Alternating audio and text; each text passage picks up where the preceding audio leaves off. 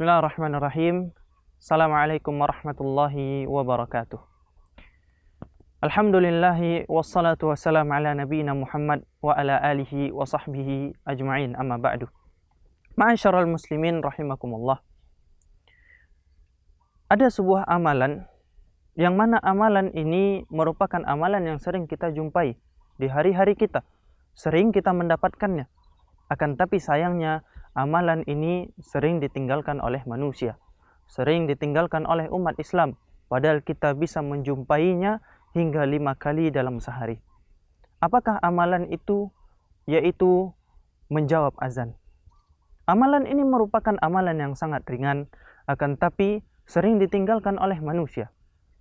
Dan sekarang kita akan menukilkan perkataan Imam Ibnul Qayyim rahimahullahu ta'ala tentang amalan-amalan yang bisa kita kerjakan seketika kita menjawab azan, seketika kita mendengarkan azan. Yang pertama, beliau membawakan hadis Nabi sallallahu alaihi wasallam, yaitu Rasulullah sallallahu alaihi wasallam bersabda, "Iza sami'tumul muazzin faqulu misla ma yaqul, summa sallu alayya fa innahu man shalla alayya salatan wahidah sallallahu biha 'ashra." Yang artinya Rasulullah sallallahu alaihi wasallam bersabda, apabila kalian mendengar muazzin mengumandangkan adzan, maka ucapkanlah sebagaimana yang diucapkan oleh muazzin tersebut.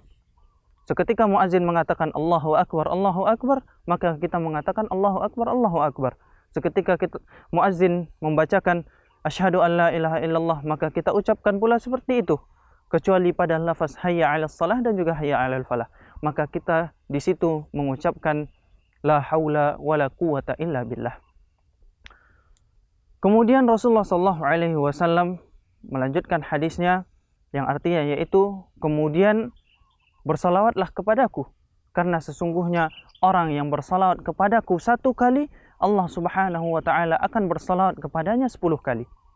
Di dalam hadis ini ma'asyiral muslimin, kita bisa mengambil faedah, 2 faedah, yang mana faedah itu merupakan amalan yang bisa kita kerjakan seketika kita mendengar adzan.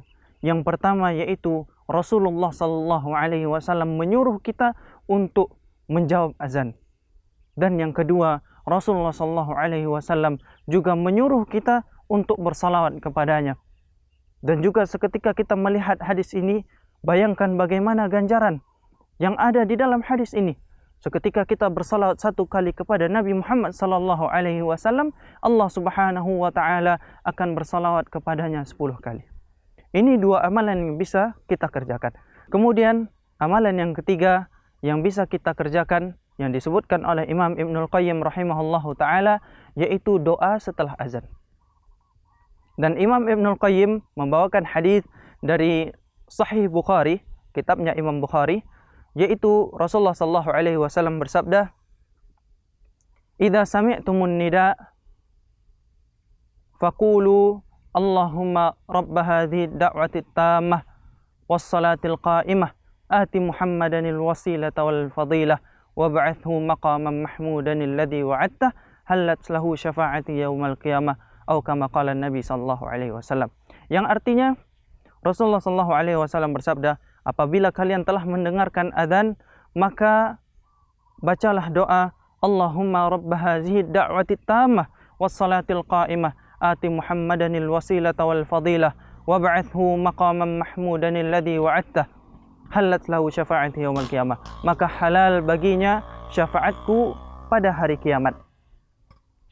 Bayangkan ma'asyiral muslimin rahimakumullah, Rasulullah sallallahu alaihi wasallam di dalam hadis ini mengajarkan kepada kita, menyuruh kita untuk membaca doa yang sangat ringan, doa yang sangat masyhur yang dibacakan oleh orang-orang. Akan tapi sayangnya banyak dari kaum muslimin yang meninggalkan doa ini.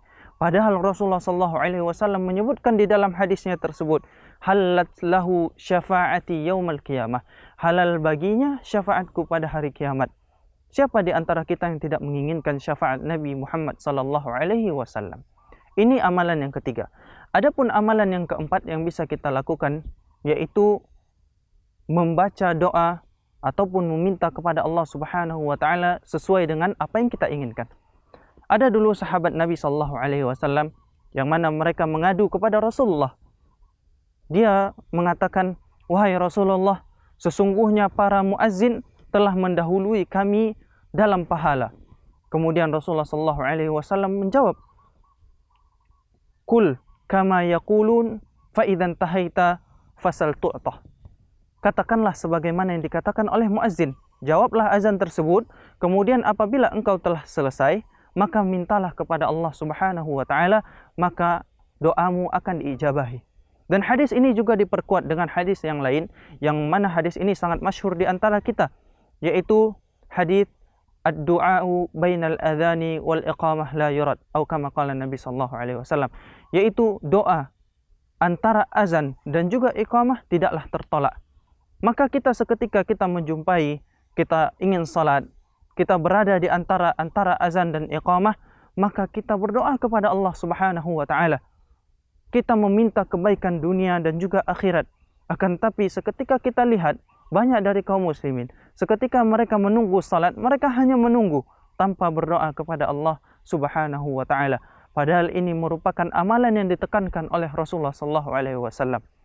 Dan sebenarnya ada amalan-amalan lain yang bisa kita kerjakan antara azan dan juga iqamah, yaitu seperti membaca Al-Quran ataupun berzikir kepada Allah Subhanahu wa taala. Sebenarnya ada amalan-amalan yang lain yang bisa kita kerjakan antara azan dan iqamah, yaitu seperti membaca Al-Quran ataupun kita berzikir kepada Allah Subhanahu wa taala. Akan tapi kenapa Rasulullah sallallahu alaihi wasallam menekankan ibadah doa di waktu ini, yaitu antara azan iqamat? Karena dia berada pada waktu yang sempit, dan di antara waktu diijabahnya doa, dikabulkan doa oleh Allah Subhanahu wa taala adalah antara azan dan iqamat. Maka di situ kita meminta kepada Allah Subhanahu wa taala, kita berdoa kepada Allah Subhanahu wa taala, itu lebih afdal dan lebih utama. Adapun kita membaca Al-Quran, maka kita bisa membacanya di waktu yang lain, setelah salat, ketika di pagi hari ataupun di malam hari dan yang lainnya. Wallahu ta'ala a'lam, wa sallallahu ala nabiyyina Muhammad wa ala alihi wa sahbihi ajma'in. Walhamdulillahi rabbil alamin. Assalamualaikum warahmatullahi wabarakatuh.